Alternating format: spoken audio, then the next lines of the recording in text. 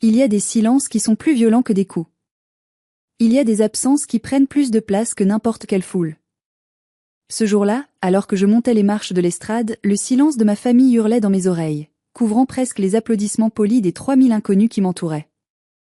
J'ai traversé la scène de l'Université de Lyon, mon diplôme de master en actuariat serré dans ma main moite, ce morceau de papier pour lequel j'avais sacrifié 5 années de ma jeunesse, mes nuits, ma santé et ma vie sociale. Je portais la toge traditionnelle, mais sous le tissu lourd, je me sentais nue, vulnérable, exposée au regard de tous comme l'orpheline que je n'étais pas censée être. Mes yeux, malgré moi, ont cherché la rangée G, les sièges 12, 13 et 14. Je savais qu'ils seraient vides. Je le savais depuis le matin même. Et pourtant, voir ces 3 fauteuils rouges inoccupés, comme 3 blessures béantes au milieu d'une marée de parents fiers et de flashs d'appareils photo, a brisé quelque chose de fondamental en moi. Pendant que je serrais la main du doyen, qui me félicitait pour ma mention très bien avec un sourire mécanique, mes parents et mon frère étaient à 200 km de là. Ils n'étaient pas à l'hôpital. Ils n'étaient pas en panne sur l'autoroute. Ils étaient dans notre jardin, à Saint-Étienne, en train de boire de la bière bon marché et de hurler devant une télévision pour un match de rugby de division régionale. J'ai quitté la cérémonie sans un mot, sans un regard en arrière, et j'ai couru vers ma voiture garée loin, dans la zone la moins chère. Là, seul dans l'habitacle brûlant, j'ai pleuré jusqu'à ne plus avoir de souffle, jusqu'à ce que mes côtes me fassent mal. C'est à cet instant précis, entre 2 sanglots, que j'ai pris la décision qui allait faire imploser ma famille. J'ai sorti mon téléphone, j'ai réservé un billet d'avion sans retour, et j'ai décidé de devenir le fantôme qu'ils avaient toujours voulu que je sois. Avant de vous plonger dans les détails sordides de cette trahison familiale et de ma vengeance glacée qui a mis des années à se concrétiser, je voudrais prendre un court instant pour nous connecter. Je sais que je ne suis pas la seule à avoir ressenti cette solitude. Dites-moi dans les commentaires depuis quelle ville ou quel pays vous écoutez mon histoire, et quelle heure il est chez vous en ce moment. J'aime imaginer que ma voix voyage jusqu'à vous, créant ce lien que je n'ai jamais eu avec mon propre sang. Revenons à ce parking. L'air était étouffant. Je regardais mon reflet dans le rétroviseur, le mascara coulait, mes yeux étaient gonflés, mon visage était rouge. Je ne ressemblais pas à une jeune femme promise à un brillant avenir de cadre supérieur. Je ressemblais à la petite fille de 10 ans qui attendait que son père vienne la chercher à l'école, et qui attendait encore quand le concierge fermait les grilles. La douleur n'était pas nouvelle, c'était ça le pire. C'était une vieille compagne. Mais ce jour-là, la douleur avait changé de saveur. Elle n'était plus mélancolique. Elle était amère, métallique. Elle avait le goût de la haine. J'avais passé ma vie à essayer d'être parfaite. J'avais pensé que si j'étais assez intelligente, assez sage, assez brillante, je finirais par mériter une place à leur table. J'avais cru que l'amour de mes parents était une récompense qui se gagnait au mérite. Quelle erreur monumentale. L'amour ne s'achète pas avec des notes, ni avec des diplômes, ni avec de la gentillesse. Dans ma famille, l'amour était une ressource limitée, et elle avait été entièrement allouée à la naissance à une seule personne, mon frère, Gontran. Assise dans cette voiture, j'ai revu le film de ma vie. J'ai revu les Noëls où mes cadeaux étaient utiles, des chaussettes, des fournitures scolaires, tandis que Gontran déballait la dernière console de jeu. J'ai revu les repas de famille où mon père monopolisait la conversation pour analyser les performances athlétiques médiocres de mon frère, tandis que mes réussites académiques étaient balayées d'un revers de main ou d'un grognement indifférent. J'ai revu ma mère, Bernadette, me demandant de repasser les maillots de rugby de Gontran parce qu'il était trop fatigué par l'entraînement, alors que je révisais mes partiels de mathématiques avancées jusqu'à 3 heures du matin. Mais ce qui m'a vraiment poussé à bout, ce n'était pas le passé lointain. C'était les 6 dernières semaines. C'était l'espoir stupide que j'avais nourri pour cette cérémonie. C'était la cruauté calculée avec laquelle ils avaient piétiné ce moment qui devait être le mien. Pour comprendre pourquoi j'ai fui, pourquoi j'ai coupé les ponts avec une telle violence, il faut que vous compreniez ce qui s'est passé lors de ce fameux appel téléphonique, 6 semaines plus tôt. C'est là que tout a basculé. C'était un mardi soir de novembre, il pleuvait des cordes sur Lyon. J'étais dans ma petite chambre de cité universitaire, une pièce de 9 mètres carrés qui sentait le renfermé et le café froid. J'étais assise en tailleur sur mon lit étroit, mon téléphone pressé contre mon oreille, le cœur battant la chamade. J'avais répété ce que j'allais dire. J'avais préparé mes arguments comme si j'allais plaider une affaire devant la Cour suprême. Je ne demandais pas la lune. Je demandais juste la présence de mes parents. Le téléphone a sonné longtemps. 6, 7, 8 tonalités. J'allais raccrocher quand ma mère a enfin décroché, essoufflée. Allô? Lison? Qu'est-ce qu'il y a? Fais vite, ton frère va rentrer de l'entraînement, je dois mettre le rôti au four. Pas de bonjour. Pas de comment vas-tu?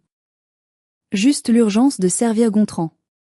J'ai pris une grande inspiration pour calmer ma voix qui tremblait. Maman, bonsoir. Je t'appelle pour confirmer la date. C'est pour la remise des diplômes. Le 15 juin. C'est officiel. La cérémonie commence à 14 heures précises. Il y a eu un silence à l'autre bout du fil. Un silence lourd, épais, que je connaissais trop bien.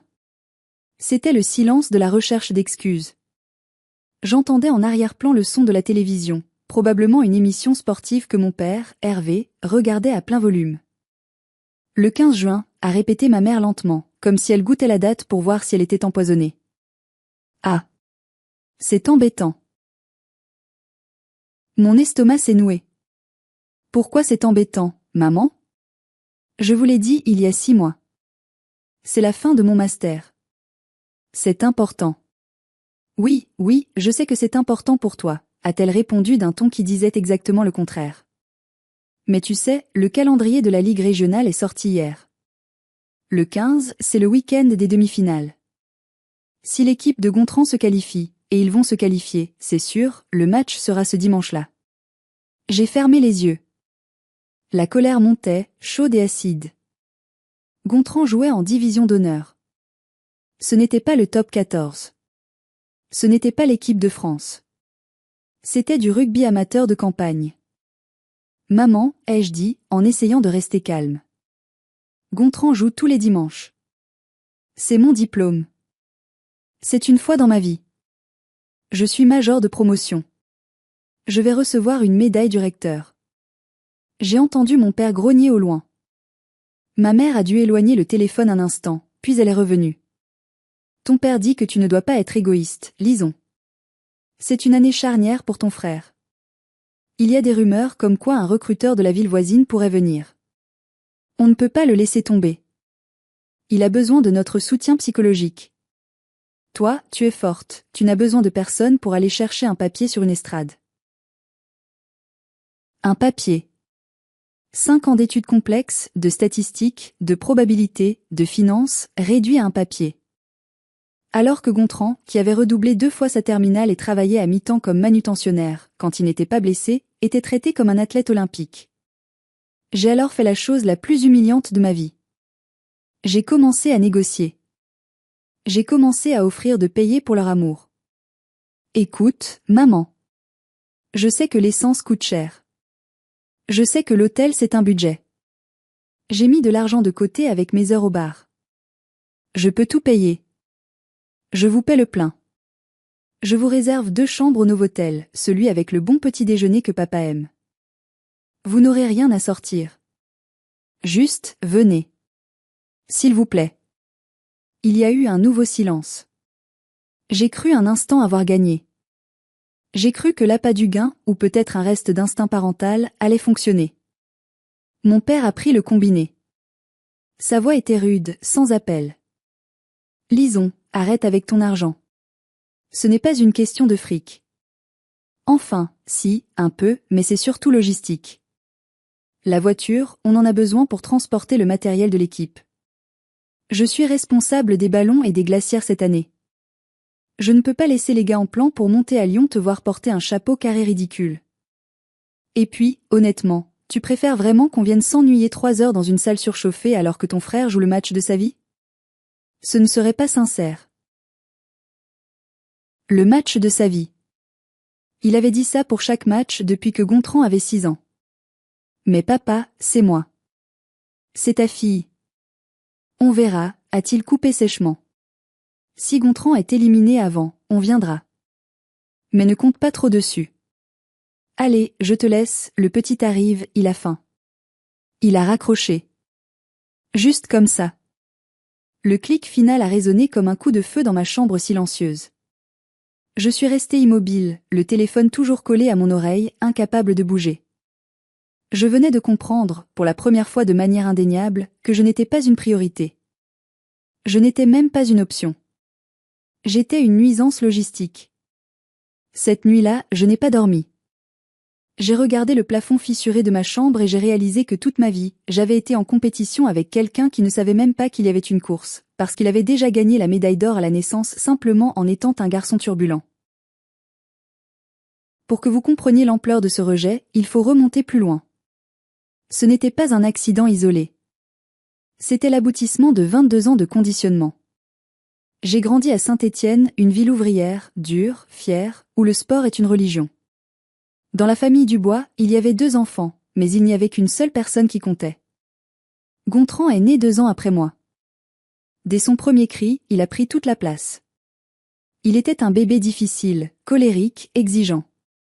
Mes parents ont interprété ces cris comme de la force de caractère. Moi, j'étais une enfant calme, observatrice, qui aimait lire dans son coin. Ils ont interprété mon calme comme de la froideur ou de l'ennui. Très vite, la dynamique s'est installée. Gontran était le Golden Child, l'enfant doré, l'extension narcissique de mes parents. Mon père, qui n'avait jamais rien accompli de notable dans sa vie, voyait en son fils l'athlète qu'il avait rêvé d'être. Ma mère, qui s'ennuyait dans sa vie de ménagère, voyait en lui son petit prince, son œuvre d'art. Je me souviens de mes 10 ans. C'est un souvenir gravé au fer rouge dans ma mémoire. J'avais invité 3 amis de l'école pour un goûter d'anniversaire. C'était la première fois que j'avais le droit d'organiser quelque chose. Maman avait fait un gâteau au chocolat. La table était mise, les ballons étaient accrochés. 1 heure avant l'arrivée de mes amis, Gontran, qui avait 8 ans, est rentré du jardin en hurlant. Il s'était écorché le genou en tombant de son vélo. Une égratignure superficielle, à peine quelques gouttes de sang. Mais il hurlait comme si on l'amputait. Ma mère a paniqué. Elle a couru vers lui, le visage blême. Mon père a lâché son journal. Mon pauvre chéri. Qu'est-ce qui t'arrive? Vite, Hervé, la trousse de secours. Pendant qu'ils s'affairaient autour de lui comme des chirurgiens en zone de guerre, Gontran me regardait par-dessus l'épaule de maman. Il a souri. Un petit sourire cruel, satisfait. Il savait. Lisons, a dit ma mère en se relevant, annule ton goûter. Quoi? Mais maman, elles arrivent dans 20 minutes. Tu ne vois pas que ton frère souffre? Il est traumatisé. Il a besoin de calme. On ne peut pas avoir des petites filles qui gloussent dans la maison alors qu'il a mal. Sois un peu charitable pour une fois. J'ai dû appeler mes amies, une par une, pour leur dire de ne pas venir. J'ai pleuré au téléphone, morte de honte. Le soir même, Gontran, miraculeusement guéri, mangeait mon gâteau d'anniversaire devant la télévision, les pieds posés sur la table basse, pendant que je débarrassais la table des assiettes qui n'avaient pas servi. C'est bon, ce gâteau, a-t-il dit la bouche pleine. Dommage que tu n'aies pas d'amis pour le manger. Et mes parents ont ri. Ils ont ri. C'est ça qui m'a fait le plus mal. Ils trouvaient ça drôle. Ils trouvaient sa méchanceté spirituelle. En grandissant, le fossé s'est creusé. Gontran était médiocre à l'école, frôlant l'échec chaque année. Ce n'est pas sa faute, disaient mes parents. Les professeurs ne le comprennent pas, il a une intelligence kinesthésique, c'est un sportif. Moi, je ramenais des bulletins parfaits, des 18/20 en mathématiques, des félicitations. C'est bien, disait mon père sans lever les yeux. Tu feras une bonne secrétaire ou comptable. Il minimisait systématiquement mes réussites pour ne pas faire de l'ombre à Gontran. Si je gagnais un concours de poésie, on n'en parlait pas à table. Si Gontran réussissait une passe lors d'un entraînement, c'était le sujet de conversation de la semaine. J'ai appris à me faire petite. J'ai appris à ne rien demander. J'ai appris à cacher mes joies et mes peines, car tout ce que je montrais pouvait être utilisé contre moi ou tourné en dérision. J'ai construit une muraille autour de mon cœur. Je pensais être protégée. Je pensais qu'une fois partie à l'université, loin d'eux, les choses s'amélioreraient. Mais le cordon ombilical toxique n'était pas coupé. Il continuait à me pomper mon énergie, mon argent, et mon estime de soi à distance. Et puis, il y a eu l'incident de la robe. 2 semaines avant la remise des diplômes. C'est l'événement qui a transformé ma tristesse en une rage froide et calculatrice. C'est le moment où j'ai compris qu'il ne changerait jamais. C'était le week-end de la fête des mères, 15 jours avant le jour J. J'étais rentrée à la maison, non pas par plaisir, mais par obligation, et surtout parce que j'attendais un colis. J'avais commandé une robe. Pas n'importe quelle robe. C'était une robe de cocktail bleu nuit, en soie sauvage, d'une élégance rare. Elle coûtait 300 €. Pour moi, étudiante boursière qui comptait chaque centime, c'était une fortune. J'avais fait des heures supplémentaires au bar, j'avais mangé des pâtes pendant 3 mois, j'avais économisé euro après euro. Je voulais être belle pour ma remise de diplôme. Je voulais, pour une fois, me regarder dans le miroir et voir une femme qui réussit, pas la petite fille négligée des Dubois. J'avais fait livrer la robe chez mes parents car je ne faisais pas confiance aux boîtes aux lettres de ma résidence universitaire. En arrivant le vendredi soir, j'ai cherché le colis dans l'entrée. Rien. J'ai cherché dans le salon. Rien. Je suis allée dans la cuisine où ma mère préparait le dîner, un festin de viande rouge pour Gontran, bien sûr. Maman, tu as reçu mon colis? Le suivi dit qu'il a été livré mercredi. Elle ne s'est pas retournée. Elle a continué à couper les carottes avec une énergie nerveuse. Ah, le paquet à Lando? Oui. Je l'ai reçu. Il est tout? Je ne le vois pas. Je l'ai renvoyé, a-t-elle dit simplement. Le monde s'est arrêté de tourner. J'ai cru avoir mal entendu. Pardon? Tu as fait quoi? Je l'ai renvoyé, lisons. J'ai utilisé l'étiquette de retour. J'ai demandé le remboursement sur mon compte PayPal. J'ai senti mes jambes flageoler. Je me suis agrippée au dossier d'une chaise. Mais pourquoi? C'était ma robe pour le diplôme. Je l'ai payée avec mon argent. C'était mes économies. Elle s'est enfin retournée, essuyant ses mains sur son tablier, le visage fermé, agacée que je fasse une scène. Ne crie pas, lisons. Ton frère avait besoin de nouvelles chaussures à crampons. Les siennes étaient usées, elles lui donnaient des ampoules. Il a un match important, tu le sais. On est un peu juste ce mois-ci avec les factures de chauffage. J'ai vu le prix de cette robe. 300 €. C'est indécent. C'est du gaspillage pour une robe que tu vas porter 3 heures. Alors j'ai fait un choix de gestionnaire. J'ai récupéré l'argent et j'ai emmené Gontran acheter ses Predators. Il est ravi. Il court beaucoup plus vite avec. Je suis restée bouche bée, incapable de respirer. Elle avait volé ma robe. Elle avait volé le fruit de mon travail pour acheter des chaussures de luxe à son fils adulte de 20 ans qui ne travaillait pas. Tu m'as volé, ai-je murmuré. Tu as volé ta propre fille. Mon père est entré à ce moment-là, une bière à la main, attiré par le ton de ma voix. Oh là, doucement les grands mots. On ne vole pas en famille. On partage les ressources. Ta mère a raison. Cette robe était une frivolité.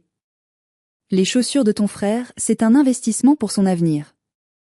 Et puis, tu as ta robe noire de l'an dernier, celle que tu as mise pour le mariage de la cousine. Elle te va très bien. Elle cache tes hanches. Mais celle-là sous ta toge, personne ne verra la différence. J'ai regardé mon père, puis ma mère. J'ai vu dans leurs yeux non pas de la culpabilité, mais de l'agacement. Ils trouvaient ma réaction disproportionnée. Pour eux, il était naturel, logique, évident que mes besoins passent après les désirs de Gontran. J'étais la banque, la servante, la variable d'ajustement. Gontran était la priorité. À cet instant, Gontran est entré dans la cuisine. Il portait les chaussures neuves, orange fluo, brillantes. Il les faisait claquer sur le carrelage avec arrogance.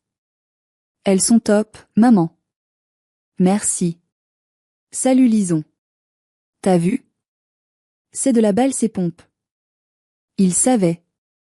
Il savait que c'était mon argent. Et il s'en fichait. Il jouissait de mon humiliation. J'ai senti une vague de chaleur monter de mes pieds à ma tête. J'ai voulu hurler, tout casser, renverser la table, les insulter. Mais une voix glaciale s'est élevée dans mon esprit. Une voix nouvelle, celle de l'adulte que j'étais en train de devenir. Si tu cries, ils vont te traiter d'hystérique. Si tu pleures, ils vont te traiter de bébé. Ils ne comprendront jamais. Ne leur donne pas ce plaisir. Prépare ta sortie. Alors, j'ai ravalé mes larmes. J'ai serré les dents si fort que j'ai cru qu'elles allaient éclater. J'ai affiché un masque de marbre. D'accord, ai-je dit d'une voix blanche. C'est bien que Gontran n'ait pas mal aux pieds. C'est l'essentiel. Ils ont semblé soulagés. Mon père m'a tapé dans le dos. Voilà. C'est ça une bonne fille. Tu deviens raisonnable. Je suis montée dans ma chambre, j'ai fait mon sac et je suis repartie à Lyon le soir même, prétextant des révisions. Je n'ai pas pleuré sur la route. J'étais en train de calculer. J'étais en train de planifier. Il m'avait tout pris, mais il m'avait donné la détermination nécessaire pour tout quitter. Pause, c'est ici que je m'arrête un instant. C'est difficile de revivre ce moment. Si vous étiez à ma place, là, dans cette cuisine, face à cette injustice flagrante, qu'auriez-vous fait? Auriez-vous explosé? Auriez-vous appelé la police? Dites-le moi en commentaire. J'ai besoin de savoir si ma réaction de fuite était la bonne. Nous voici de retour au jour J. Le 15 juin. Je suis sur le parking, dans ma voiture, après la cérémonie. Je porte la vieille robe noire que je déteste, celle qui cache mes hanches selon mon père. J'ai jeté ma toge sur la banquette arrière. J'avais encore un infime espoir, vous savez? L'espoir est une bête tenace. Je me disais que peut-être ils allaient m'appeler pour s'excuser. Peut-être qu'ils allaient me dire qu'ils étaient en route, qu'ils voulaient m'emmener dîner pour se rattraper. Mon téléphone a vibré sur le tableau de bord. Un message vocal de maman. J'ai appuyé sur lecture, les mains tremblantes. Le son était saturé, bruyant. On entendait des cris, des klaxons, de la musique forte. C'était l'ambiance d'une fête. Lisons. C'est maman. A-t-elle crié pour couvrir le bruit? Écoute, on ne va pas monter à Lyon finalement. Le match, mon Dieu, c'était incroyable. Ils ont gagné en prolongation. Gontran a marqué l'essai de la victoire à la dernière seconde. C'est de la folie ici. Tout le club vient à la maison pour fêter ça. On fait un barbecue géant. Papa est déjà en train de sortir les fûts de bière. Rentre vite, ma chérie. On a besoin de toi pour préparer les salades, couper le pain et aider au service. Il y aura 50 personnes. Ne traîne pas, on compte sur toi. Allez, bisous. Le message s'est terminé sur le rire gras de mon père en fond qui hurlait. C'est mon fils. C'est un champion. Tournée générale. J'ai laissé le téléphone tomber sur mes genoux. Il ne s'excusait pas. Il ne me demandait même pas si j'avais eu mon diplôme. Il ne me félicitait pas. Non. Il m'ordonnait de rentrer pour servir. Pour être la bonne à tout faire de la fête de Gontran. Je devais rentrer, mettre un tablier, et servir des saucisses aux amis de mon frère pendant qu'il célébrait son triomphe dans un match de quartier, le jour même où je devenais titulaire d'un master d'excellence. C'était l'insulte finale. La goutte d'eau qui ne fait pas déborder le vase, mais qui le brise en 1000 morceaux. J'ai regardé l'écran de mon téléphone. J'ai vu une notification Facebook. Ma mère avait posté une photo de trois, Gontran couvert de boue portant la coupe, maman et papa rayonnant de fierté à ses côtés. La légende disait, la plus belle journée de notre vie. Fier de notre champion. Pas un mot sur moi. J'avais cessé d'exister. J'ai senti une sorte de déclic mécanique dans mon cerveau. Comme un interrupteur qu'on éteint. La tristesse s'est évaporée instantanément, remplacée par une clarté glaciale. Je ne rentrerai pas. Je ne ferai pas les salades. Je ne serai plus jamais leur victime. J'ai pris l'invitation virtuelle pour la fête de la victoire qu'ils m'avaient envoyée. Je l'ai supprimée. J'ai mis les mains sur le volant, prête à démarrer, prête à rouler n'importe où pourvu que ce soit loin d'eux. Mais je ne savais pas où aller. Je n'avais pas d'argent, ils m'avaient pris mes économies pour les chaussures, souvenez-vous. J'étais coincée. C'est alors qu'une ombre s'est penchée à ma fenêtre. Quelqu'un a toqué au carreau. J'ai sursauté, terrifiée. C'était tante Bertille. Tante Bertille. La sœur cadette de ma mère. La brebis galeuse de la famille, selon la légende familiale, parce qu'elle avait refusé de se marier jeune, qu'elle n'avait pas d'enfant et qu'elle voyageait seule. Je ne l'avais pas vue depuis 2 ans. Elle était là, debout sur le bitume brûlant du parking, élégante dans son trench coat beige, un sourire triste et bienveillant aux lèvres. J'ai baissé la vitre, stupéfaite. Tante Bertie? Mais, qu'est-ce que tu fais là? Elle m'a regardée avec une intensité qui m'a transpercé l'âme. Je suis venue te voir, Lison. J'étais au fond de la salle. Je t'ai vu recevoir ton diplôme. Tu étais magnifique. Tu avais l'air d'une reine. Les larmes me sont remontées aux yeux. Quelqu'un était venu. Quelqu'un m'avait vu. Merci, ai-je balbutié. Mais pourquoi tu ne m'as rien dit? Je voulais voir si tes parents viendraient, a-t-elle répondu d'une voix dure. Je voulais leur laisser une dernière chance. Ils ne l'ont pas saisi. J'ai vu leur post Facebook. C'est impardonnable. Elle a ouvert la portière et s'est assise sur le siège passager. Elle a fouillé dans son sac à main en cuir et en a sorti une enveloppe épaisse, jaunie par le temps, scellée à la cire. Écoute-moi bien, Lison. Ta grand-mère, ma mère, t'aimait plus que tout. Elle voyait clair. Elle voyait comment Bernadette et Hervé traitaient Gontran comme un dieu vivant et toi comme une servante. Elle voyait la différence, l'injustice. Avant de mourir, il y a 5 ans, elle m'a confié ceci. Elle m'a fait jurer sur ma vie de ne te le donner que le jour de ton diplôme. Le jour où tu serais officiellement adulte et indépendante. J'ai pris l'enveloppe. Mes mains tremblaient tellement que j'ai failli la déchirer. À l'intérieur, il y avait une lettre manuscrite de ma grand-mère et un chèque de banque. J'ai déplié le chèque. J'ai dû relire le montant 3 fois. 25 000 euros. 25 000 euros. C'est ton héritage, a expliqué Bertie doucement. Tes parents ont touché le reste de l'héritage à sa mort. Ils ont tout dépensé. Les camps d'entraînement de Gontran, le nouvel équipement, la véranda, tout y est passé. Mais maman avait caché cette somme sur un compte à mon nom, spécifiquement pour toi. Elle savait que si tes parents la prenaient, ils te le prendraient sous prétexte que la famille partage tout. Je lisais la lettre de ma grand-mère, les larmes brouillant ma vue, ma petite Lison, ma petite étincelle. Ne les laisse pas éteindre ta lumière. Tu vaux mieux qu'eux. Utilise cet argent pour t'envoler. Sois libre. Je t'aime. Bertie m'a pris la main. Sa poigne était ferme, rassurante. Va-t'en, Lison. Pars maintenant. Si tu rentres ce soir à Saint-Étienne, tu ne repartiras jamais. Ils vont te culpabiliser, te pomper ton énergie, te faire payer les dettes qu'ils accumulent. Ils vont te manger tout cru. Pars. C'était comme si le destin alignait enfin les planètes. J'ai sorti mon téléphone et j'ai ouvert mes mails. La veille, j'avais reçu une notification que je n'avais pas osé ouvrir, trop stressée par la cérémonie. C'était une réponse pour une candidature spontanée que j'avais envoyée en Norvège, à Oslo, pour un grand cabinet d'assurance internationale. C'était un rêve fou, une bouteille à la mer. J'ai ouvert le mail.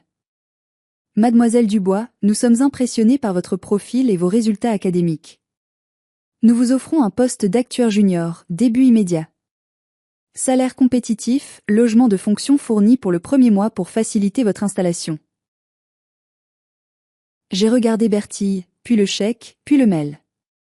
J'ai un poste, ai-je chuchoté, la gorge serrée. À Oslo. En Norvège. Bertille a souri, un vrai sourire éclatant, complice. Alors qu'est-ce que tu attends? L'aéroport Saint-Exupéry est à 20 minutes d'ici. Il y a sûrement un vol ce soir. Mais, je n'ai pas d'affaires. Je n'ai pas de vêtements d'hiver. Ma valise est chez eux. Tu as 25 000 euros et une carte bleue, a rétorqué Bertille. Tu achèteras des pulls là-bas. Laisse tout le reste. Laisse tes vieux vêtements, laisse tes souvenirs, laisse le passé ici. C'est le prix de ta liberté. Elle avait raison. Si je retournais chez moi pour faire mes valises, je croiserais mes parents. Ils verraient ma détermination. Ils trouveraient un moyen de me stopper, de pleurer, de me faire chanter émotionnellement. Je ne pouvais pas prendre ce risque. J'ai pris une grande inspiration. L'air a soudain semblé plus léger, plus respirable. Merci, tante Bertille. Merci pour tout. Fonce, ma chérie. Et ne te retourne pas. Je couvrirai tes arrières. Je leur dirai que je ne t'ai pas vu. J'ai mis le contact. J'ai regardé une dernière fois l'invitation déchirée sur le siège passager. J'ai enclenché la première. Direction l'aéroport. Pas la maison. Plus jamais la maison. Le trajet vers l'aéroport a été un flou artistique. Je conduisais en automate, l'adrénaline remplaçant le sang dans mes veines. J'ai garé ma vieille Clio sur le parking longue durée de l'aéroport Saint-Exupéry. Je m'en fichais. Je l'abandonnais là. Elle était au nom de mon père de toute façon. Qu'il vienne la chercher s'il la voulait tant. Ce serait mon cadeau d'adieu, une amende de stationnement. Je suis entré dans le terminal avec pour seul bagage mon sac à main, mon diplôme roulé dans un tube en carton, et l'enveloppe de Bertie contre mon cœur. J'étais toujours en robe noire. J'avais jeté mes talons inconfortables dans une poubelle à l'entrée et j'avais enfilé une paire de baskets de secours que j'avais dans le coffre. Je devais avoir l'air folle, mais je me sentais vivante. Au guichet de la compagnie aérienne, j'ai acheté le premier billet pour Oslo. Un aller simple. Le prix était exorbitant à la dernière minute, presque 800 €. Avant, j'aurais fait une syncope pour une telle somme. Là, j'ai tendu ma carte bancaire sans scier.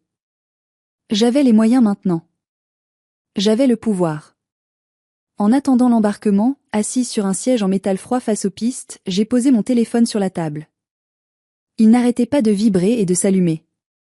C'était un spectacle lumineux d'hystérie parentale. Maman, 5 appels manqués. Papa, 3 appels manqués. Gontran, un message. T'es où? J'ai soif, ramène des bières en rentrant. Maman, SMS, les invités arrivent, on n'a plus de mayonnaise. Passe au supermarché. Dépêche-toi. Papa, message vocal, lisons, réponds. C'est irrespectueux. On t'attend pour couper le gâteau. Je les imaginais, s'agitant dans leur cuisine, paniquant non pas parce que je leur manquais, non pas parce qu'ils s'inquiétaient pour ma sécurité, mais parce que leur main-d'œuvre gratuite était absente. Qui allait nettoyer les taches de gras? Qui allait servir les amuse-gueules? Qui allait applaudir Gontran quand il raconterait son essai pour la 10e fois? J'ai pris une épingle à cheveux dans mon chignon défait. J'ai ouvert le petit tiroir de la carte SIM sur le côté de mon téléphone. J'ai retiré la petite puce électronique. C'était ce petit morceau de plastique qui me reliait à eux. C'était leur laisse électronique. C'était le canal par lequel ils déversaient leur toxicité dans ma tête. Je l'ai tenu un instant au-dessus de ma tasse de café vide. Et je l'ai lâché. Pling. Le bruit a été minuscule, mais l'effet a été sismique. Plus de réseau. Plus de cris. Plus d'obligations. Plus de lisons fait ci, lisons fait ça. J'ai acheté un téléphone jetable et une carte prépayée au kiosque à journaux pour appeler Bertie une fois arrivé. C'était tout. Quand l'avion a décollé, j'ai regardé par le hublot. La France s'éloignait, devenant une mosaïque abstraite de lumières oranges et de ténèbres. Saint-Étienne n'était plus qu'un point insignifiant dans la nuit. J'ai senti une peur immense me saisir. J'allais dans un pays dont je ne parlais pas la langue, où je ne connaissais personne, avec rien d'autre que mes vêtements d'été. Mais cette peur était différente de celle que je ressentais chez moi. Chez moi, j'avais la peur de l'étouffement, la peur de l'effacement. Ici, c'était la peur vertigineuse de la liberté. C'était une peur qui m'appartenait. C'était ma peur. Je me suis endormie avant même que l'avion ne traverse la couche nuageuse. Je n'avais pas dormi aussi profondément depuis des années. Je pensais m'être échappée. Je pensais que la distance physique suffirait. Mais je sous-estimais la rage d'une famille narcissique lorsqu'elle perd son bouc émissaire. Le silence allait être de courte durée. Oslo m'a accueilli avec un froid mordant, une obscurité précoce, mais aussi avec une beauté calme et ordonnée qui a apaisé mon système nerveux en quelques jours. C'était tout le contraire de mon ancienne vie, propre, silencieux, respectueux. Les 3 premiers mois ont été un tourbillon de nouveautés. Grâce à l'argent de Bertie et à mon salaire confortable, le niveau de vie en Norvège est élevé, mais les salaires suivent, j'ai loué un petit studio meublé près du parc Frognier. J'ai acheté des manteaux en laine, des bottes fourrées, des écharpes douces. Pour la première fois de ma vie, j'entrais dans un magasin et j'achetais quelque chose pour moi sans entendre la voix de ma mère dire c'est trop cher, repose ça, Gontran a besoin d'eux. C'était une thérapie par le shopping, peut-être, mais c'était surtout une réappropriation de mon corps et de mes besoins. Au travail, c'était une révélation. Mes collègues étaient réservés mais gentils. Mon patron, Monsieur Solberg, un homme austère mais juste, a tout de suite remarqué ma précision et mon éthique de travail acharnée. Lisons, m'a-t-il dit un jour lors d'une réunion, votre analyse des risques sur ce dossier est excellente. Merci. Merci. Un mot si simple. Mais chez les Dubois, on ne me disait jamais merci. On me disait c'est pas trop tôt ou tu as oublié le sel. Ici, personne ne me demandait de faire le café parce que j'étais une femme ou la plus jeune. On me jugeait sur mes compétences. Je découvrais ce que c'était d'être une personne à part entière, respectée pour son esprit. Je n'avais donné aucune nouvelle à mes parents. Rien. Silence radio absolu. Je savais par Bertie qu'ils étaient furieux, mais je ne voulais pas en savoir plus. Cependant, un soir d'octobre, alors que je buvais un chocolat chaud en regardant la neige tomber par ma fenêtre, une curiosité morbide m'a piqué. C'est un défaut humain, n'est-ce pas? On a envie de regarder l'accident. On a envie de savoir ce qu'ils disent. Je n'avais pas changé mon adresse email principale, celle que j'utilisais pour tout, banque, administration. Je ne l'avais juste pas consultée par peur. J'ai ouvert mon ordinateur portable. J'ai inspiré profondément, comme si j'allais plonger en apnée. J'ai cliqué sur boîte de réception. Le chiffre s'est affiché en rouge gras, 148 nouveaux messages. Le déferlement de haine qui s'est affiché sous mes yeux m'a coupé le souffle. C'était pire que tout ce que j'avais imaginé. Les 1er mai, datant du soir de la remise des diplômes, étaient impérieux et confus. Théo? Rentre tout de suite, c'est pas drôle. On a besoin de toi en cuisine. Puis, le lendemain, il devenait inquiet, mais d'une manière tordue et narcissique. On a appelé la police. Ils ont trouvé ta voiture à l'aéroport. Tu es parti où? Avec quel argent? Tu as volé dans notre porte-monnaie? Toujours l'argent, toujours l'accusation. Tu nous fais honte devant les voisins. Tout le monde demande où tu es. On a dû inventer que tu étais parti en mission humanitaire d'urgence. Tu nous obliges à mentir. Mais c'est quand ils ont compris que j'étais parti pour de bon, et que je ne reviendrais pas servir Gontran, que la vraie violence a commencé. La rage pure. Mêle de papa, objet, ingrate, espèce de petite garce ingrate. Après tout ce qu'on a fait pour toi. On t'a nourri, logé, éduqué. Et tu nous remercies en fuyant comme une voleuse? Tu abandonnes ton frère au moment le plus important de sa carrière. Tu sais qu'il a mal joué le match suivant? Il était perturbé par ton absence. C'est de ta faute. S'il rate sa saison, ce sera sur ta conscience. Tu es morte pour nous. Mêle de maman, objet, tu me rends malade, je pleure tous les jours. Pas parce que tu me manques, mais parce que j'ai honte d'avoir enfanté un monstre d'égoïsme comme toi. Gontran est dévasté. Il a besoin de sa sœur pour le soutenir, pour l'aider avec ses papiers, pour le conduire. Tu as détruit l'équilibre de cette famille. J'espère que tu es fier de toi, seul dans ton pays de glace. J'espère que tu as froid. Et puis, il y avait les mailles des autres. La famille élargie, les amis de mes parents. Le réseau toxique s'était activé. Mail de Fanchette, la voisine fouineuse, objet, prière, ta mère est une sainte, lisons. Comment peux-tu lui faire ça? On dit au village que tu es parti avec un homme marié, ou pour te droguer. Honte à toi. Je prie pour ton âme perdue. Ils avaient lancé une campagne de diffamation. Ils contrôlaient le récit. Ils racontaient à tout le monde que j'étais une fille perdue, une voleuse, une dévergondée instable. Ils ne pouvaient pas admettre la vérité, que j'étais partie parce qu'ils étaient des parents horribles.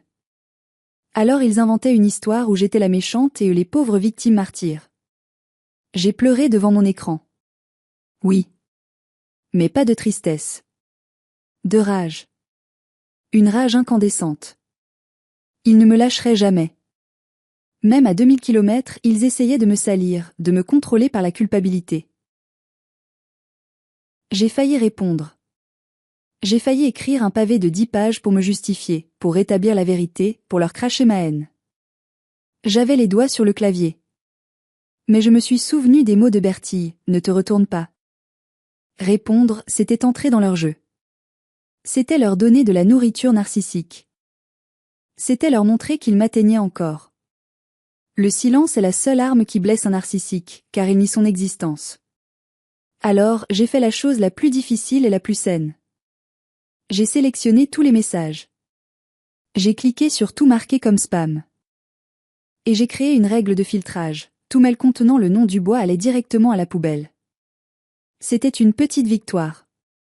Mais je ne savais pas que le karma, cette force mystérieuse de l'univers, était en train de s'occuper d'eux bien plus efficacement que je n'aurais jamais pu le faire. 6 mois après mon départ, juste avant Noël, j'ai eu tante Bertie au téléphone. J'avais acheté un nouveau numéro sécurisé et je l'appelais une fois par mois. Sa voix était grave, mais teintée d'une certaine ironie tragique, presque satisfaite. Lison, assieds-toi. Il y a du nouveau à Saint-Étienne. Le château s'écroule. Elle m'a raconté la chute de la Maison du Bois. Et c'était biblique. Gontran, mon frère, le futur champion, l'élu, s'était effondré. Littéralement. Ce n'était même pas arrivé lors d'un grand match héroïque. C'était lors d'un match amical sans enjeu, un dimanche pluvieux. Gontran, frustré par son manque de progression, et peut-être par l'absence de sa sœur servante pour gérer sa vie, avait voulu faire le beau. Il avait tenté une action dangereuse, un plaquage illégal et mal maîtrisé pour impressionner une fille dans les gradins. Résultat, son genou avait tourné dans le mauvais sens. Le bruit avait résonné dans tout le stade. Rupture des ligaments croisés, ménisque éclaté, rotule déplacée. Les médecins sont formels, a dit Bertille. Le rugby, c'est fini. Définitivement. Il ne courra plus jamais comme avant. Il boitera probablement toute sa vie s'il ne fait pas une rééducation sérieuse. Et tu connais Gontran, l'effort, la douleur, la patience, ce n'est pas son truc. Il passe ses journées sur le canapé à manger des chips et à hurler sur ta mère. La nouvelle m'a fait un choc étrange. Non pas de la peine, mais une sensation de gâchis immense. Tout ça pour ça. Tous ces sacrifices, mon enfance volée, mon diplôme ignoré, ma robe volée, tout ça pour une carrière qui n'a jamais existé et qui s'est terminée sur un tacle maladroit dans la boue. Le projet Gontran était un échec total. Mais ce n'était pas tout. La chute physique de Gontran entraînait la chute financière de mes parents. Tes parents sont aux abois, Lison. Ils avaient misé tout leur argent sur lui. Ils pensaient qu'il deviendrait pro et qu'il les entretiendrait. Ils n'ont aucune épargne. Pire, ils se sont endettés ces derniers mois. Ils ont payé des cliniques privées hors de prix pour son opération, espérant un miracle qui n'est pas venu. Papa a pris un crédit à la consommation pour acheter une nouvelle voiture plus confortable pour la jambe de Gontran, un SUV énorme qu'ils ne peuvent pas payer. Ils sont dans le rouge, a conclu Bertille. Les huissiers commencent à envoyer des lettres. Et sans la perspective de la gloire de Gontran, tes parents se retrouvent face à la réalité nue. Ils ont un fils adulte, sans diplôme, handicapé, colérique, coûteux, et qui ne quittera jamais la maison. Et leur banque, leur plan B, c'est-à-dire toi, n'est plus là. Ils commencent à poser des questions précises sur toi, Lison, m'a averti Bertille, la voix inquiète. Ils ont arrêté de t'insulter en public. Maintenant, ils jouent les victimes éplorées. Ils disent à qui veut l'entendre, « Ah, si seulement notre Lison était là, elle saurait quoi faire, elle a un bon métier maintenant. » Ils ont compris que tu travaillais. Ils se disent que tu dois gagner de l'argent en Norvège. Fais très attention. Ils ne vont pas tarder à essayer de te traire. J'ai raccroché avec un frisson glacé dans le dos. Ils n'allaient pas venir pour s'excuser. Ils n'allaient pas venir par amour. Ils allaient venir parce qu'ils avaient faim. Ils avaient besoin d'un nouveau plan financier, et j'étais leur cible. Ils me voyaient comme un portefeuille sur pattes. C'est là que j'ai réalisé que mon silence ne suffirait pas. Il fallait que je me protège activement. Mais je n'ai pas eu le temps de le faire avant que la première attaque ne survienne, non pas chez moi, mais sur mon lieu de travail, là où j'étais le plus vulnérable. Un mardi matin de février, alors que je préparais une présentation cruciale pour des clients pétroliers, la réceptionniste de mon entreprise m'a appelé. Elle avait l'air paniquée. « Lison, il y a une femme au téléphone, elle appelle depuis la France. Elle parle très fort, elle est agressive. Elle dit qu'elle est ta tante et que tu as volé de l'argent à ta famille mourante avant de fuir. Elle menace d'appeler la police norvégienne si je ne te passe pas. » Mon sang n'a fait qu'un tour. Ce n'était pas Bertille. C'était Fanchette. Ou une autre amie de ma mère. Le réseau des singes volants, Flying Monkey, ces gens manipulés par les narcissiques pour faire le sale boulot à leur place. J'ai dit à la réceptionniste de raccrocher et de bloquer le numéro. Mais le mal était fait. Dans un bureau open space scandinave où le calme est roi, les cris de la réceptionniste avaient attiré l'attention. 10 minutes plus tard, mon patron, Monsieur Solberg, me convoquait dans son bureau vitré. « Lison, asseyez-vous. » Il avait l'air soucieux. Il a tourné son écran vers moi. « Nous avons reçu 3 emails ce matin sur l'adresse de contact général de l'entreprise. Ils sont écrits dans un anglais approximatif, mais le contenu est troublant. Accusation de vol de fonds familiaux, abandon de personnes vulnérables, votre frère handicapé, immoralité. Cela ne regarde pas l'entreprise a priori, mais nous ne pouvons pas tolérer de scandales ou de harcèlement qui perturbent nos équipes. Que se passe-t-il ? J'étais mortifiée. J'avais envie de disparaître sous le tapis. Ils avaient réussi. Ils avaient traversé les frontières pour salir ma réputation professionnelle, mon seul sanctuaire. J'ai dû tout expliquer à mon patron. J'ai dû déballer mon linge sale familial devant cet homme digne. La toxicité, le départ, le vol de la robe, le harcèlement. J'ai pleuré de honte. Heureusement, Monsieur Solberg était un homme intelligent et humain. Il a vu ma détresse réelle et il connaissait mes performances impeccables.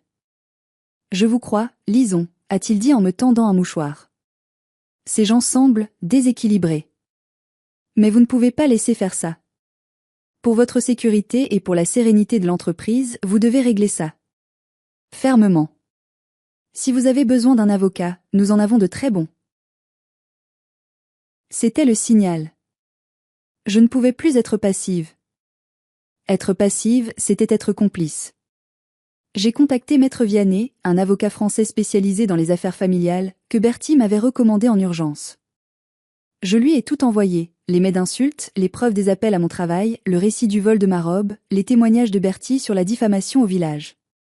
3 jours plus tard, une lettre recommandée avec accusé de réception arrivait chez mes parents à Saint-Étienne. Une mise en demeure officielle. Le contenu était clair et brutal. Objet, mise en demeure pour harcèlement, diffamation, tentative de nuisance professionnelle et extorsion. Monsieur et Madame Dubois, je représente votre fille, Mademoiselle Lison Dubois. Nous disposons de preuves accablantes de votre campagne de harcèlement, mais, appel, diffamation publique.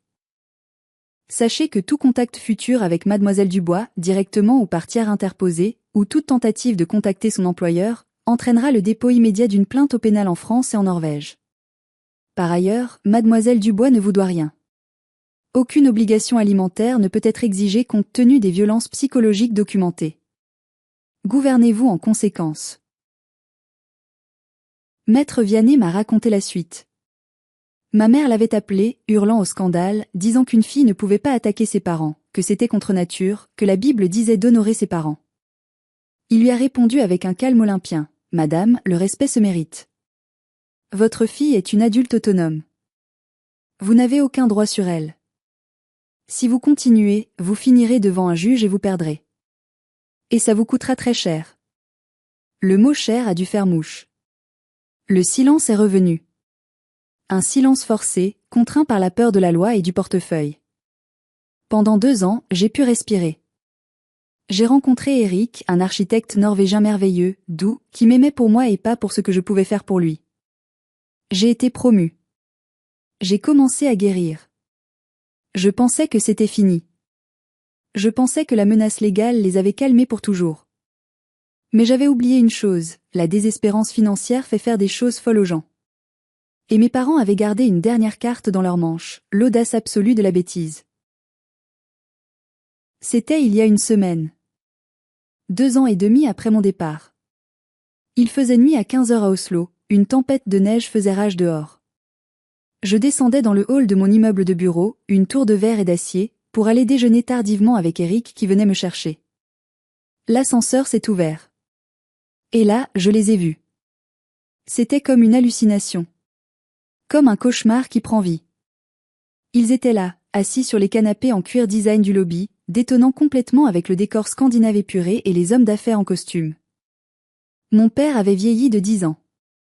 Il était voûté, le visage rougeau, portant un anorak trop petit. Ma mère portait un manteau usé, elle avait l'air cernée, nerveuse. Et Gontran. Gontran était affalé, une jambe allongée, une béquille posée contre lui. Il avait grossi, son visage était bouffi, son regard était vide et hargneux. Il ressemblait à des spectres du passé venus hanter mon présent. Ils m'ont vu sortir de l'ascenseur. Ma mère s'est levée d'un bond, ouvrant les bras de manière théâtrale, comme si nous étions dans un téléfilm de Noël et que rien ne s'était passé. Lison. Ma chérie. Oh, mon Dieu, tu nous as tellement manqué. Ma petite fille. Elle a essayé de se précipiter vers moi pour me serrer dans ses bras. J'ai reculé de 2 pas, par réflexe, dressant ma main comme une barrière physique. Stop. Ai-je crié. N'avance pas Eric, qui venait d'entrer par la porte tournante, a vu la scène. Il a compris immédiatement. Il s'est interposé, son mètre 90 faisant écran entre eux et moi. Il a posé une main protectrice sur mon épaule. Qu'est-ce que vous faites ici? Ai-je demandé, en français, ma voix coupante comme du verre. Comment avez-vous payé le voyage? Les employés de l'accueil et quelques clients nous regardaient. Ma mère a commencé à pleurnicher, jouant la comédie pour le public, espérant que les larmes lui attiraient de la sympathie. On est venu voir notre fille. On a fait tout ce voyage. Lison, regarde ton frère. Il souffre. Il a besoin de toi. On est une famille. Gontran a grogné depuis le canapé. Ouais, salut. T'as vu ce qu'il m'est arrivé? C'est la galère. J'ai mal tout le temps. Et toi tu te la coules douce ici. Mon père a pris le relais, essayant d'adopter un ton d'autorité patriarcale qui ne fonctionnait plus sur moi. Il a pointé un doigt vers moi. Lison, ça suffit ces bêtises. L'avocat, les lettres, c'est bon. On était parents. On a des problèmes d'argent, des gros problèmes. Les soins de Gontran coûtent une fortune. On risque de perdre la maison. On sait que tu gagnes bien ta vie ici. On a vu ton titre sur LinkedIn. On a besoin que tu nous aides. C'est ton devoir. Tu dois nous rembourser pour t'avoir élevé. On a besoin de 50 000 € pour éponger les dettes. Après, on verra. 50 000 €. Ils n'étaient pas là par amour. Ils étaient là pour le braquage. Ils avaient probablement emprunté à des usuriers ou vendu leurs derniers bijoux pour payer les billets d'avion low cost, pariant tout sur le fait que je craquerais sous la pression sociale, que je n'oserais pas faire un scandale dans mon lieu de travail. Ils pensaient que la petite Lison docile était toujours là.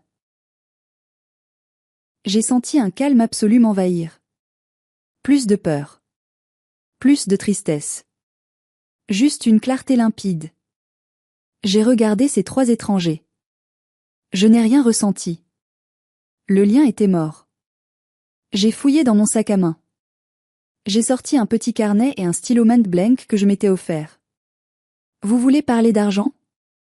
Ai-je dit doucement. D'accord. Parlons d'argent.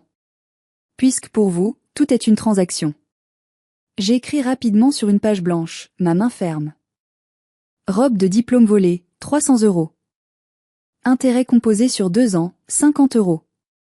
Coût de la thérapie pour survivre à votre éducation, 3 000 €. Frais d'avocat pour vous empêcher de me harceler, 1 500 €. Loyer moral pour 22 ans de négligence et de favoritisme, inestimable. J'ai arraché la page. Je me suis avancée et je l'ai tendue à mon père. Il l'a prise, confus. Vous me devez ça, ai-je dit. Quand vous m'aurez remboursé, on pourra peut-être parler. En attendant, vous n'êtes que des étrangers agressifs qui harcèlent une citoyenne française résidente en Norvège. Ma mère a lu le papier par-dessus l'épaule de mon père. Elle a arrêté de pleurer instantanément. Son visage s'est tordu de haine pure. Le masque de la mère éplorée est tombé, révélant la furie narcissique en dessous. Tu es une garce. A-t-elle hurlé, faisant se retourner tout le hall. Une sale égoïste. Tu laisses ta famille crever de faim. Ton frère est handicapé. Tu devrais avoir honte. Dieu te punira. Mon frère est un adulte qui a fait ses choix, ai-je répondu froidement, sans hausser le ton. Et vous avez fait le vôtre le jour de mon diplôme. Vous avez choisi le match. Vous avez choisi la fête. Vous avez choisi les chaussures à crampons plutôt que ma dignité. Vous avez parié sur le mauvais cheval. Assumez votre perte. Gontran a essayé de se lever pour m'intimider, brandissant sa béquille comme une arme, mais sa jambe faible a flanché. Il est retombé misérablement sur le canapé dans un cri de douleur. C'était pathétique. L'idole était brisée. Le roi était nu. J'ai fait un signe discret au chef de la sécurité qui observait la scène, prêt à intervenir. Il s'est approché avec 2 collègues massifs. « Excusez-moi » ai-je dit en anglais. « Ces personnes me dérangent et me menacent. Je ne les connais pas. Veuillez les escorter dehors, s'il vous plaît. » Voir mes parents et mon frère se faire lever sans ménagement par la sécurité norvégienne a été l'image la plus douloureuse et la plus libératrice de ma vie. Ils criaient, ils se débattaient. Mon père menaçait de faire un procès. Ma mère hurlait mon nom. Gontran pleurnichait. Mais les gardes sont restés impassibles. Ils les ont poussés vers la porte-tambour. J'ai regardé à travers la vitre épaisse du hall. Je les ai vus se retrouver sur le trottoir, sous la neige qui tombait drue, sans bonnet, transis de froid, minuscules face à la ville qui ne voulait pas d'eux. Leur voix était étouffée par le double vitrage. Ils n'étaient plus que des fantômes gesticulant dans un bocal. Eric m'a serré la main très fort. « Ça va, Minutelsket ?» Mon amour, j'ai pris une grande inspiration. L'air n'avait jamais été aussi pur. Mon cœur battait calmement. « Oui », ai-je répondu. « C'est fini. Pour de bon cette fois. La boucle est bouclée. Je ne sais pas comment ils sont rentrés en France. Je ne sais pas s'ils ont dû dormir à l'aéroport, mendier ou appeler le consulat. Et pour la première fois de ma vie, je ne m'en soucie pas. Ce n'est pas mon problème. Ce n'est pas ma charge. Qu'ils se débrouillent. Ils sont adultes. Aujourd'hui, ma vie est ici. Je suis heureuse. Vraiment heureuse. Je vais me marier avec Eric l'été prochain, dans un fjord magnifique sous le soleil de minuit. Tante Bertie sera mon témoin. Elle est la seule famille biologique qui sera présente. Nous n'avons pas invité mes parents, ni Gontran. Ils ne sauront même pas que je me marie. Je ne veux pas de leur ombre sur mon bonheur. J'ai appris une leçon brutale mais nécessaire, et c'est le message que je veux vous laisser aujourd'hui. Le sang ne fait pas la famille. L'ADN n'est qu'une suite de molécules. Ce qui fait une famille, c'est le respect, l'amour, le soutien et la réciprocité.